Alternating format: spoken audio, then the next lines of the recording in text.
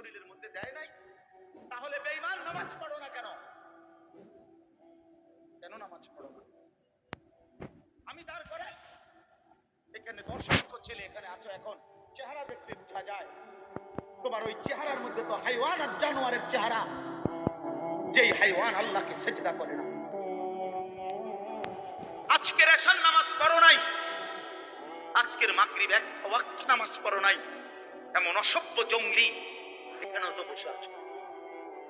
বেহায়া, লজ্জা করে না? কেমনে ঘুমাইবি বেটা? নামাজ না পড়ে যদি ঘুমাও, ফেরেশতা যদি একটা লাথি মারে, ফেরেশতা যদি একটা লাথি মারে, ফজরের নামাজ না পড়ে যে ঘুমাও, ফেরেশতা যদি একটা ঘুমের মধ্যে রেখে লাথি দেন। ফেরেশতা ঘুমের মধ্যে রাইখা কোনো জাতিকে ধ্বংস করে নাই? কথা বলেন না কেন? ঘুমের মধ্যে রাইখা কোনো জাতিকে ধ্বংস করছে কিনা? কওমে লূতকে ঘুমের মধ্যে রাইখা ধ্বংস করছে, কওমে সামুদকে, কওমে সালেহকে, কওমে শুআইবকে, এই চারটা জাতিকে আল্লাহ তাআলা ঘুমের মধ্যে রাইখাই শেষ করেছে। আল্লাহ আমাদেরকে মাফ করে দেন।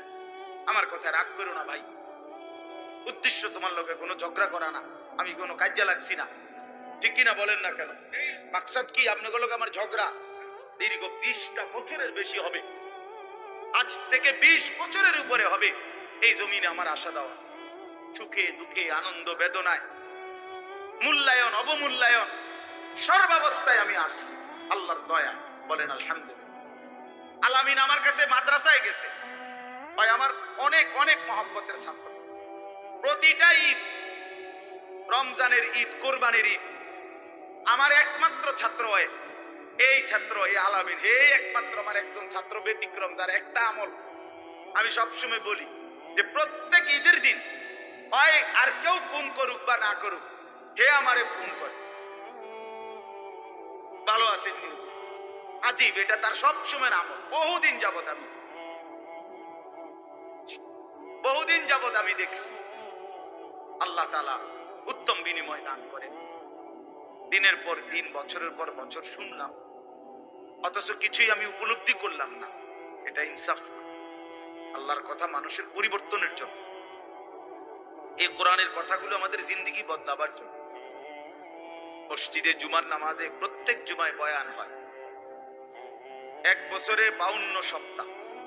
চিন্তা করে দেখেন, একটি বছরে 52 সপ্তাহ, তাহলে 52 সপ্তাহ ইমাম সাহেব আপনাদের জন্য নসিহত করে।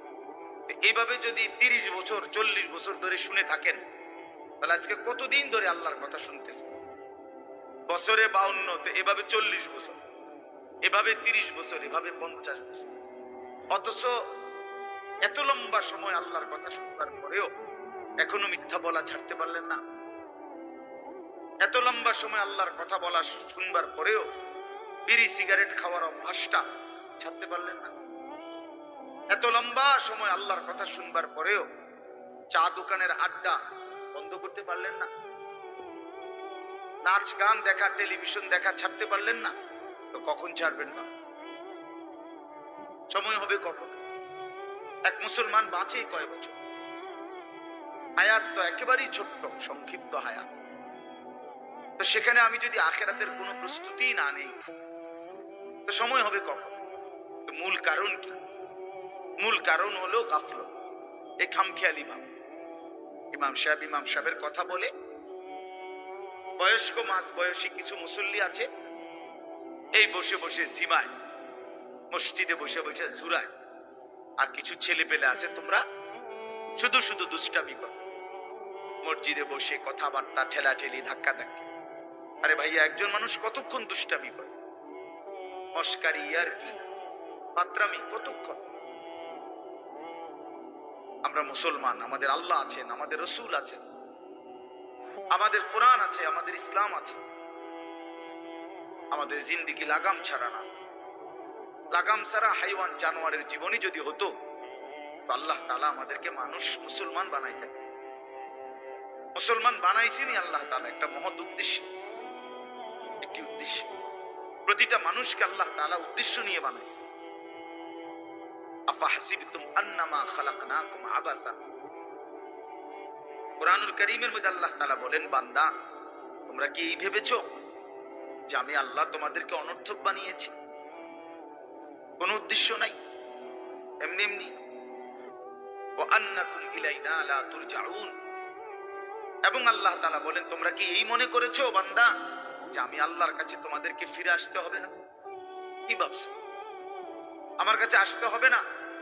তো উত্তর দেন, বলেন, উত্তর দেন না যে আমরা কি আল্লাহর কাছে ফিরতে হবে? বলেন না, সবাই বলেন, ছেলেরা বলো ভাই, ফিরতে হবে আমরা আল্লাহর কাছে। তো তিনি কি কিছুই জিজ্ঞেস করবে না? ফাওয়ারাব্বিকা লানাসআলান্নাহুম আজমাইন। খোদার কসম, কোরআনে আয়াত। আল্লাহ বলেন, আমি রবের কসম করে বললাম, আল্লাহ নিজের কসম করে, আমি আমার জাতের কসম করে বললাম, বান্দা আমি কিন্তু তোমাদের সকলকেই জিজ্ঞেস করব।